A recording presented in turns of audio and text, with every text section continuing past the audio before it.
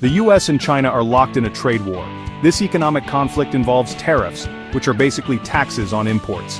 Since 2018, both countries have imposed tariffs on billions of dollars worth of goods. The situation really escalated in early 2025. The US raised tariffs on Chinese goods several times, reaching as high as 245%. China retaliated with its own tariffs on US products. These tariffs are hurting businesses and consumers in both countries. American companies face higher costs for Chinese imports, and Chinese exporters are struggling to sell their products in the US. The trade war is also causing a lot of uncertainty in the global economy. Businesses are delaying investments because, well, they just don't know what will happen next. China has some key advantages in this trade war. Its authoritarian government can make swift decisions without worrying about public opinion or elections. This actually gives China more flexibility in negotiating trade deals. Another big advantage is China's control over key resources.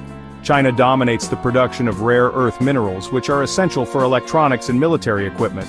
This gives China leverage over the US, especially in those high-tech industries. China is also pouring resources into strategic industries like electric vehicles and artificial intelligence. This could give China a competitive edge in the future. Despite China's strengths, the US still has a trump card: its massive consumer market. American consumers buy a huge amount of goods from China. President Trump believes this gives the US leverage in trade negotiations.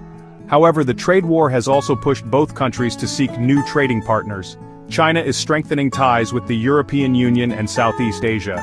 It recently signed infrastructure and trade agreements with Malaysia. The US is also engaging with the EU and other allies.